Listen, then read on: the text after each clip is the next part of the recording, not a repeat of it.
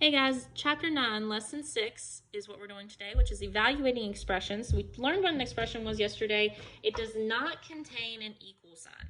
So we're just evaluating them today. We're just going to look at them and see if we can solve them, which is evaluating them. Okay? So we're going to evaluate the expression 24 divided by x minus 2.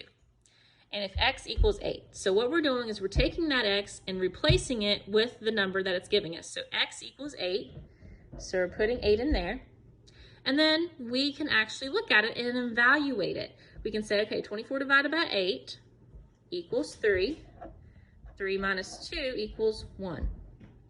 We just evaluated the expression. Even though it didn't have an equal sign, we evaluated it. We put the expression and evaluated it, okay? Now, we're not going to show them anymore. We're not going to actually solve them right now. We are just going to write the expression using the variable, okay, that it's telling us to use. So let's look at example 1. Santiago unpacked 5 more boxes of light bulbs than boxes of flashlights. Write an expression using variable x for the unknown. So we don't know how many boxes of flashlights, right? So that's going to be our x. So we know it's 5 more than x. We don't know what x is. It doesn't give us what x is. So we just have to put x. We don't know anything else. This is our answer, 5 plus x, because we don't know what x is. So when you find the value of an expression by replacing the variable with a number, you are evaluating that expression. So you're finding the value. That means you are solving it. Now, can you solve one if it doesn't give you what the x equals? No, you can't solve it. So this is your only answer. But if it gives you what the actual variable is representing, if it gives you a number that it represents, then you can be able to find the value of that expression and solve the equation. Okay, so example 2. The hardware store has 6 fewer step ladders than extension ladders.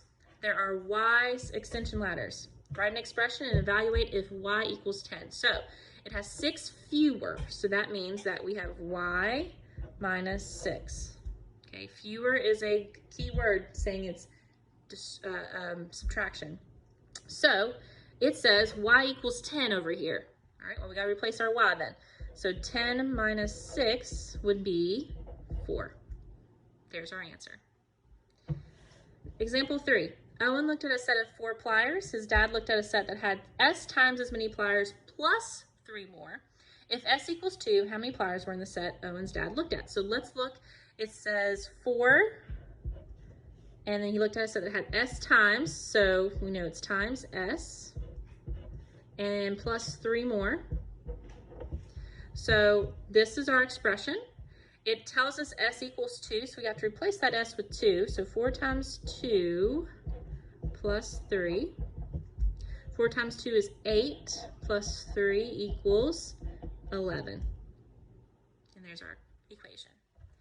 So let's look at guided practice. It gives you, evaluate if A equals 2 and B equals 5. It gives you the expressions and you just have to plug in what the numbers are. So since this is A, we're going to use 2. So 3 plus 2 equals 5. Number 2, we're using B, which is 5, so 11 minus 5 equals 6. We're using B again for number 3, so we have 5 times 4, which equals 20. We're using A for number 4, so we're doing 12 divided by 2 plus 4. We know we gotta do this first. 12 divided by 2 is 6 plus 4, which is 10.